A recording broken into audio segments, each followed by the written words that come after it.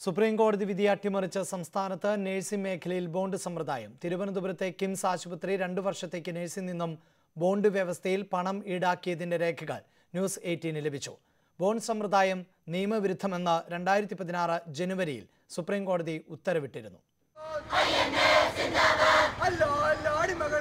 വർഷങ്ങളോളം നീളുന്ന ട്രെയിനി സമ്പ്രദായത്തിനും പുറമെയാണ് നഴ്സുമാരെ പിഴിയുന്ന ബോണ്ട് സമ്പ്രദായം.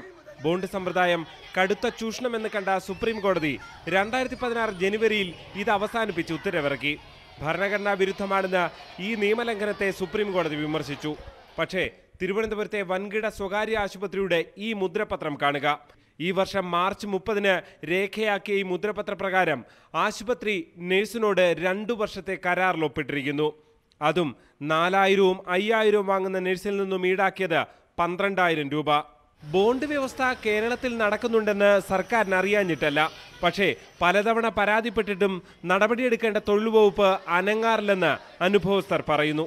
പരാതി പല പ്രാവശ്യം കൊടുത്തിട്ടുണ്ട്, പല പ്രാവശ്യം പറഞ്ഞിട്ടുണ്ട്, പല പ്രാവശ്യം സർക്കാരിനെ സമീപിച്ചിട്ടുണ്ട്. പക്ഷേ ഇതിൽ ഒരു തീരുമാനം ഉണ്ടാക്കാൻ ലേബർ വകുപ്പ് മുന്നോട്ട് വരുന്നില്ല. അതാണ് സത്യാവസ്ഥ. ബോണ്ട് സമ്പ്രദായം നടപ്പിലാക്കുന്നവർക്കെതിരെ കോടതിയലക്ഷ്യ നടപടി വേണമെന്ന് ഇന്ത്യൻ നഴ്സിംഗ് കൗൺസിലും ആവശ്യപ്പെടുന്നു. നിയമവിരുദ്ധമായിട്ടാണ് ഈ ബോണ്ട് സമ്പ്രദായം നടത്തിക്കൊണ്ടിരിക്കുന്നത്.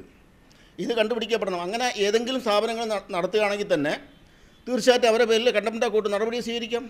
ബോണ്ട് വ്യവസ്ഥയ്ക്കെതിരെ ലേബർ കമ്മീഷണർക്ക് നിരവധി പരാതി നൽകിയിട്ടുണ്ടെന്നാണ് നഴ്സുമാർ പറയുന്നത്. അങ്ങനെയെങ്കിൽ ബോണ്ട് വ്യവസ്ഥ അട്ടിമറിക്കാൻ ലേബർ കമ്മീഷൻ തന്നെ കൂട്ടുനിൽക്കുന്നു എന്നുകൂടി മനസ്സിലാക്കേണ്ടി വരും. G Sreejith, news 18, Thiruvananthapuram.